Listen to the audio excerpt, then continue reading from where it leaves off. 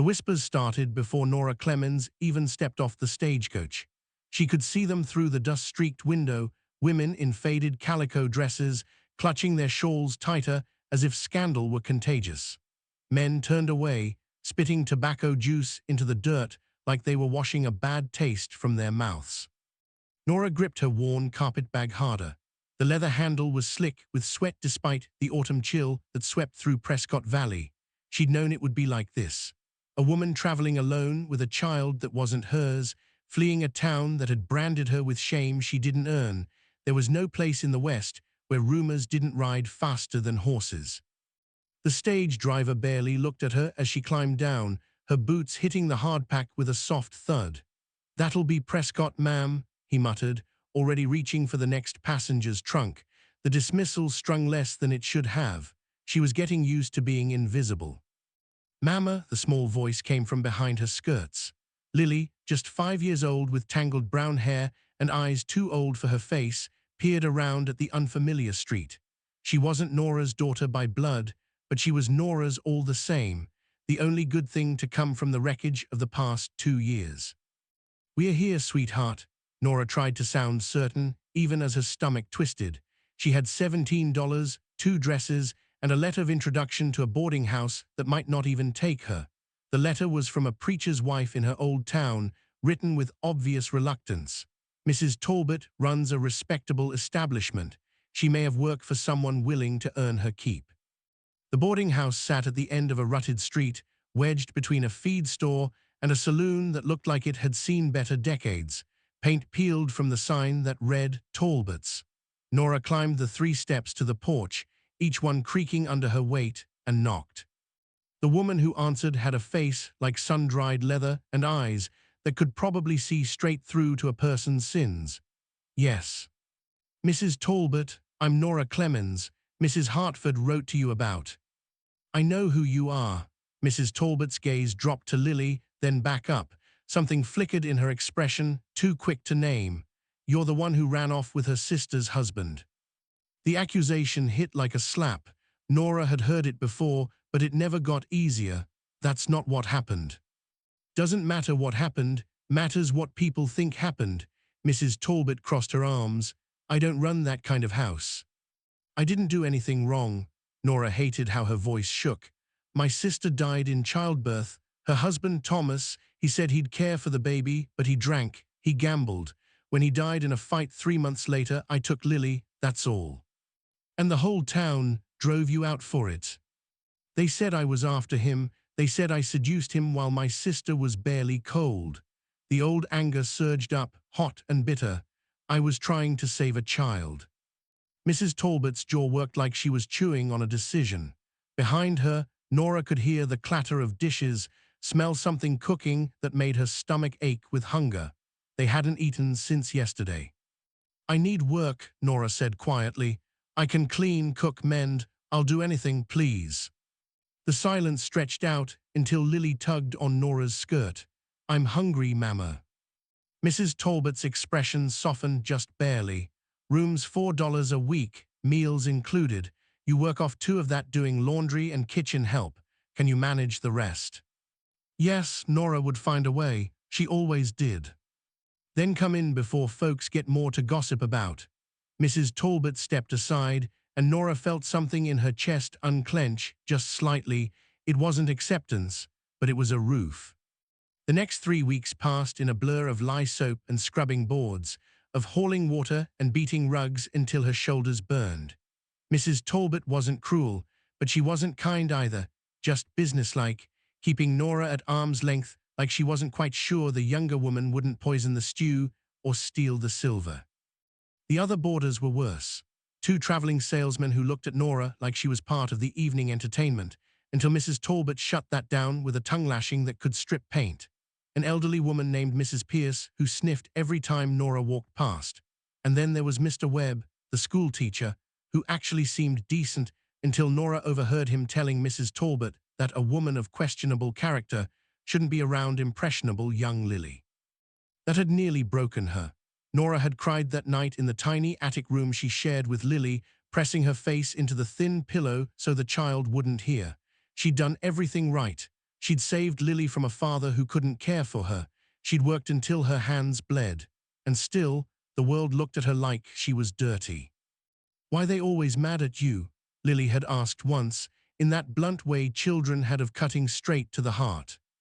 "Because they don't understand," Nora had answered, though it felt like a lie. They understood just fine, they just didn't care. It was a Thursday when Nora first noticed the cowboy.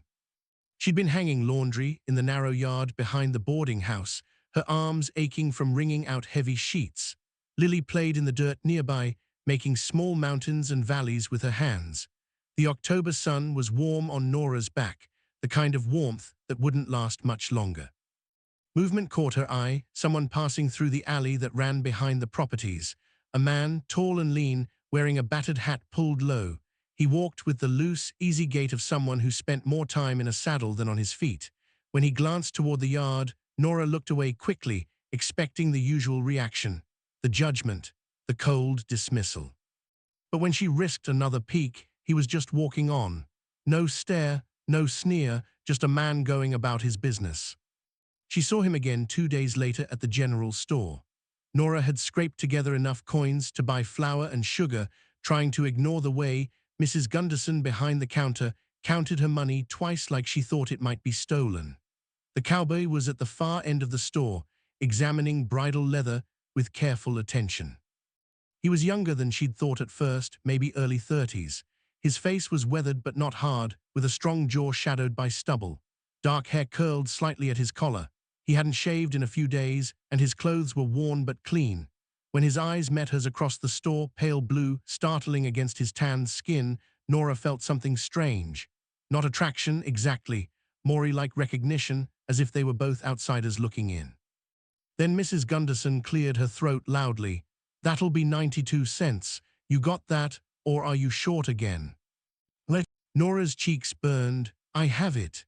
She counted out the coins carefully, every cent accounted for, and took her parcel without another word. The walk back to the boarding house felt longer than it was. That night at supper, Mrs. Talbot mentioned the cowboy.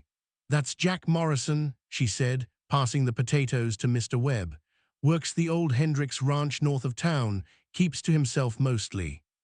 "Strange man," Mrs. Pierce sniffed, "never says more than 2 words."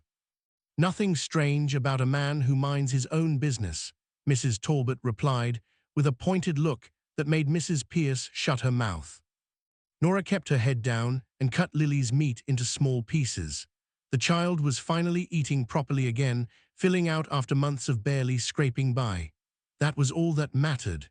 Not strange cowboys or gossiping old women or the way her heart felt like a stone in her chest most days.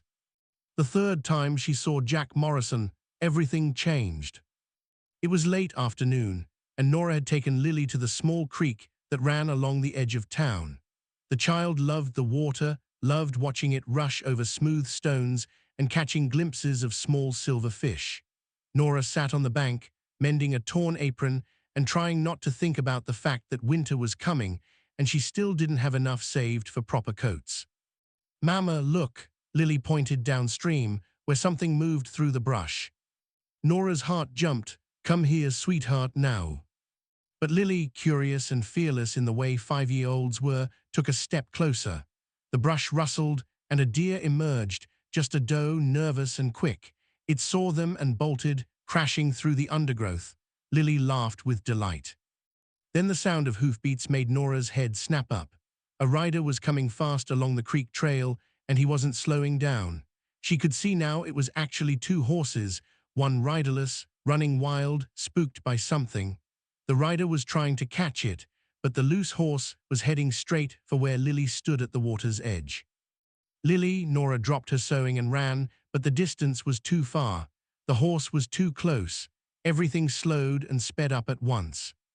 Then someone else moved, a figure on foot, coming from the opposite direction. The man, Jack Morrison, she realized, ran into the path of the loose horse with no hesitation. He grabbed the trailing reins and pulled hard, using his weight to swing the horse away from the creek bank. The animal screamed and reared, hooves flashing dangerously close to his head, but Jack held on. He turned the horse in a tight circle once, twice, until the panic drained out of it, and it stood trembling and blowing hard. Nora reached Lily and scooped her up, her own heart hammering. You're okay, you're okay. The rider, a young ranch hand she didn't recognize, finally caught up, red-faced and breathing hard. Jesus, Morrison, I thought. She's fine, Jack said quietly. His hat had fallen off in the struggle, and his dark hair was wild. He was looking at Nora, at Lily, making sure for himself. You both fine, ma'am. Nora could only nod. Her voice had gone somewhere else. You need to control your horses better, Jack told the ranch hand, his tone flat but not quite angry. Could have killed someone. I know, he got spooked by a snake. Don't care what spooked him, control your horses. Jack picked up his hat and settled it back on his head, then handed over the reins. He looked at Nora again, something unreadable in his blue eyes, and nodded once before walking away. Who was that? Lily whispered, still pressed against Nora's shoulder. Someone good, Nora heard herself say. Her hands were shaking. The next Sunday, Nora made a decision that probably wasn't smart, but felt necessary. She baked a pie apple, using the last of her hoarded sugar, and walked to the Hendricks ranch. It was a 3-mile walk, and by the time she reached the gate her feet hurt and her arms ached from carrying the pie tin. The ranch was smaller than she'd expected, just a simple house and barn with a corral where a few horses stood dozing in the sun. Everything was neat, though, well-maintained, the work of someone who cared. Jack was in the corral, working with a young bay horse on a long lead line. He saw her coming and stopped, surprise flickering across his face. He tied off the horse and walked to the fence. Mrs. Clemens. His voice was low, a little rough, like he didn't use it much. Miss, she corrected without thinking, I was never married, Lily's my niece. Something changed in his expression, not judgment, but understanding. Miss Clemens. She held out the pie, feeling suddenly foolish.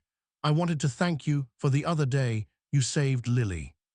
Jack looked at the pie like he wasn't sure what to do with it. Just did what anyone would.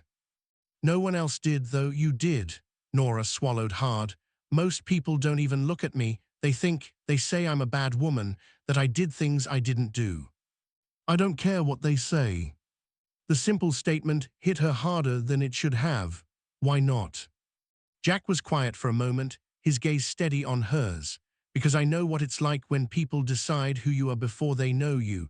Because I see how you are with that little girl, and that tells me more than any gossip. He paused.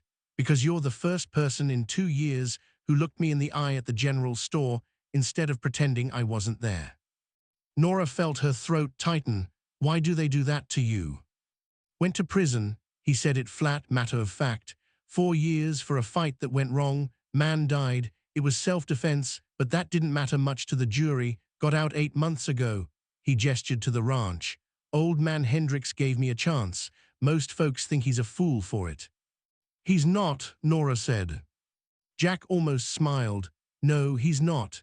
He took the pie carefully, like it was something precious. Thank you for this. I haven't had home baking in a long time.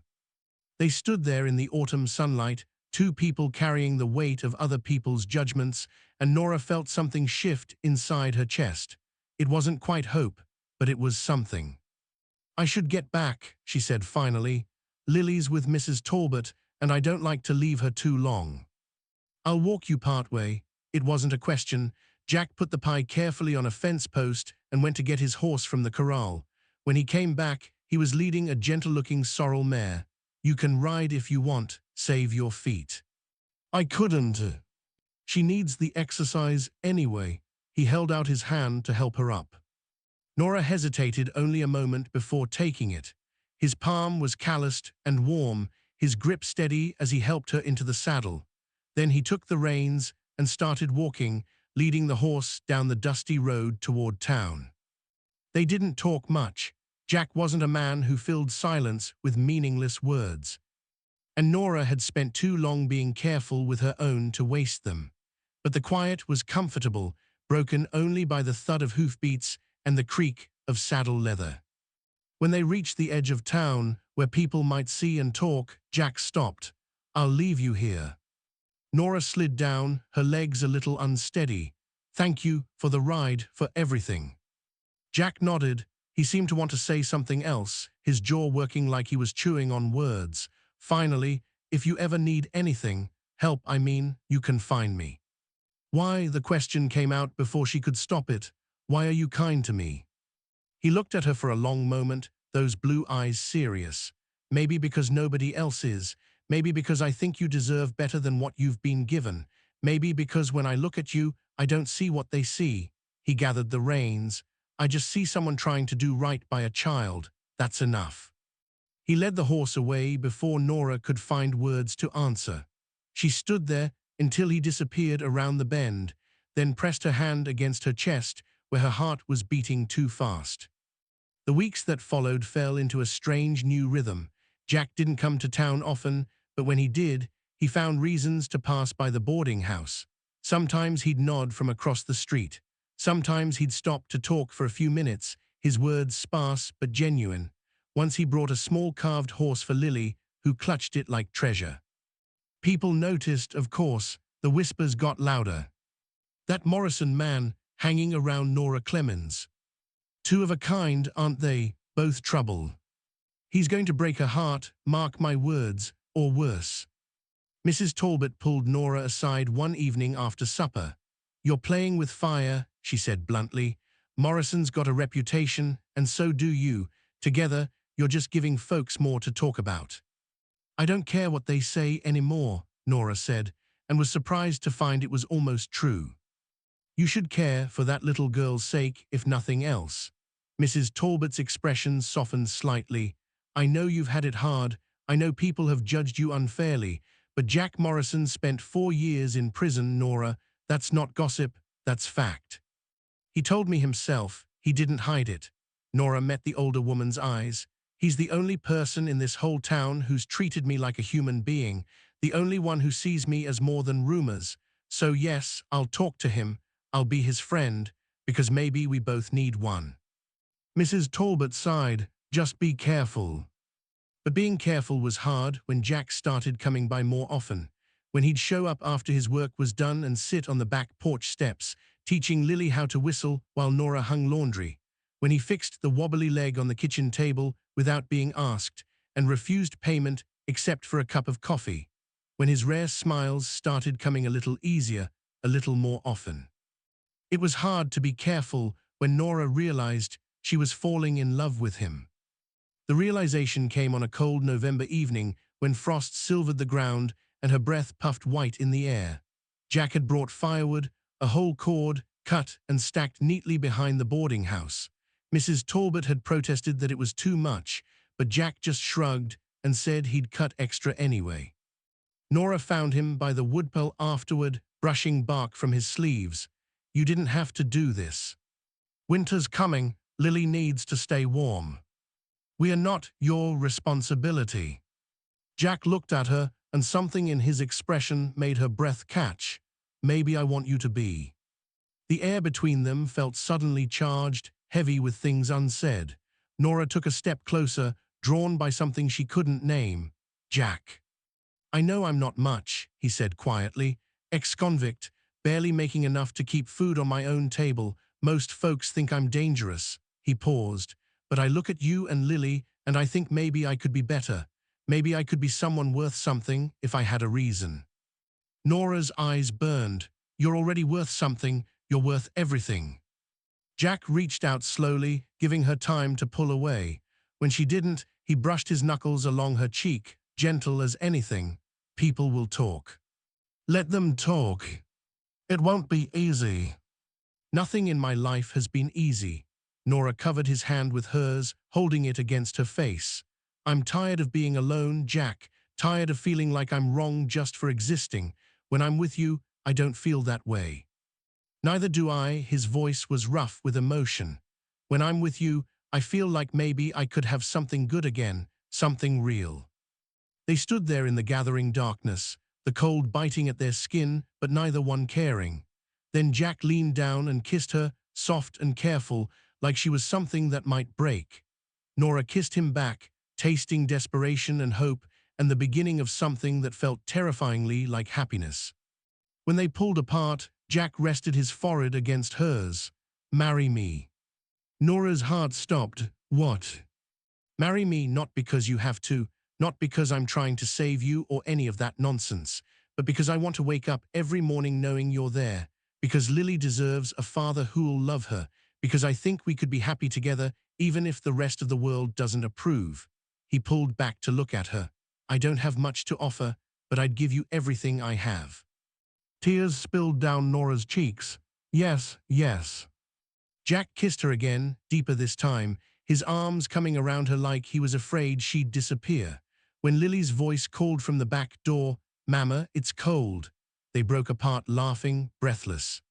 "Come here, sweetheart," Nora called, and when Lily ran over, Jack scooped her up like it was the most natural thing in the world. "You're gonna be my papa?" Lily asked, studying his face with serious eyes. "If you'll have me," Jack said. Lily considered this gravely, then nodded. "Okay, but you gotta teach me to ride horses." "Deal." Jack held out his hand, and Lily shook it solemnly. They were married a week later in a simple ceremony at the tiny church on the edge of town. Mrs. Talbot stood up as witness, her expression somewhere between approval and exasperation. The preacher seemed uncomfortable, rushing through the words like he wanted it over with. Only a handful of people came, Old Man Hendricks, grinning wide, a few ranch hands Jack worked with, Mrs. Talbot. The rest of the town stayed away. Nora wore her only good dress, blue calico, that she'd mended so many times the stitches made a map of her struggles. Jack wore his cleanest shirt and had actually shaved, looking younger and almost nervous. Lily stood between them in a new dress Mrs. Talbot had sewn, holding a small bunch of dried wildflowers. When the preacher pronounced them husband and wife, Jack kissed Nora like they were the only two people in the world. Someone in the back, probably Mrs. Pierce, made a disapproving sound. Nora didn't care. They moved to the ranch that same day. The house was small, just 3 rooms, but it was clean and sturdy. Jack had spent the past week fixing it up, patching holes, replacing broken window panes, building a small bed for Lily in the corner of what would be their room. "It's not much," he said as Nora stood in the doorway, taking it all in. "It's perfect," and she meant it. After months of living in an attic room with barely enough space to breathe, this felt like a palace. That first night, after Lily was asleep, Jack and Nora sat on the porch steps and watched the stars come out. The temperature had dropped, and Jack wrapped a blanket around both their shoulders, pulling her close. "No regrets?" he asked quietly. "Not a one." Nora leaned her head against his shoulder. "You?" "No," his arm tightened around her. "But I need you to know something. This won't stop the talk, might make it worse for a while. People like Mrs. Pierce, they'll say you married me out of desperation. They'll say I took advantage. They'll say all kinds of ugly things. I know. And I need you to know I'll never hurt you, never raise my hand, never raise my voice in anger. When I went to prison for that man, he was attacking someone weaker, a girl barely 16. I stepped in and it went wrong, but I'd do it again." His voice was fierce now. "I'd do anything to protect the people I love. And I love you, Nora. I love Lily. I'll spend every day proving you made the right choice." Nora turned to look at him, this quiet man with his painful past and his careful heart. "I know I did. You already prove it every single day just by being who you are." They sat in comfortable silence until the cold drove them inside. And later, in the darkness of their small bedroom, Jack held Nora like she was the most precious thing he'd ever had, because to him, she was. The winter was hard, but they made it through together. Jack worked the ranch, and Nora kept the house, and Lily grew like a weed, learning to feed the chickens and collect eggs. On Sundays, they'd go to town for supplies, walking past stairs and whispers with their heads high. Some people never changed their minds. Mrs. Pierce always sniffed and looked away. The preacher never invited them to social gatherings. Young mothers pulled their children aside when Nora passed, like she might contaminate them. But slowly, almost imperceptibly, things shifted. Mrs. Gunderson at the general store started giving Lily peppermint sticks. Old Man Hendricks made it clear he considered Jack one of the best workers he'd ever had. And Mrs. Talbot, stubborn and practical, started inviting them for Sunday dinner, announcing loudly that good people deserve good company. One day in early spring, Nora was at the creek washing clothes when another woman approached. She was young, maybe 20, with red-rimmed eyes and a baby on her hip. "You're Nora Morrison," the woman said, not a question. Yes, Nora kept scrubbing, waiting for whatever judgment was coming. "I'm Sarah Macklin, my husband," she trailed off, then started again. "He drinks, gets mean, last night her voice broke. "I got nowhere to go, no family, but I heard about you, heard you survived something hard. I thought maybe you could tell me how." Nora straightened, studying the woman's frightened face. She saw herself there, saw the desperation and shame, and the way Sarah stood like she expected to be turned away. "You survive by taking one day at a time," Nora said gently, "by finding people who see you as more than your worst moments, by believing you deserve better even when the world tells you otherwise." She dried her hands on her apron. "Come on, let's go talk to Mrs. Talbot. She'll know how to help." Sarah's eyes filled with tears. "Thank you." As they walked back toward town, Nora realized something had changed. She wasn't the rejected woman anymore. She was someone who could help others, someone who'd survived and come through stronger. Jack had given her that, not by saving her, but by choosing her, by seeing her worth when no one else would. That evening she told Jack about Sarah. He listened quietly, then nodded. Old man Hendricks might have worked for her husband if he's willing to sober up. If not, maybe Sarah could help you around here. Extra hands with spring planting coming. "You're a good man, Jack Morrison." He pulled her close, kissing her temple. "I'm just a man who got lucky enough to find you." Outside, Lily called that the sunset was pretty, and they went to look. The sky was painted in shades of gold and pink, stretching endless over the frontier.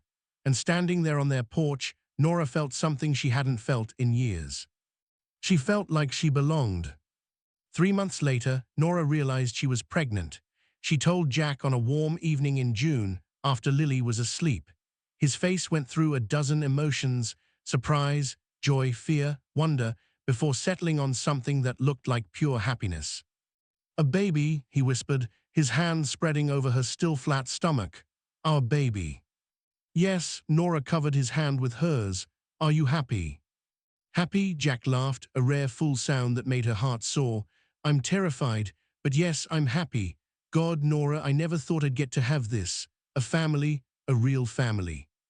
"You deserve it," she said fiercely. "You deserve everything good." He kissed her then, deep and grateful, and Nora thought about the long road that had brought them here.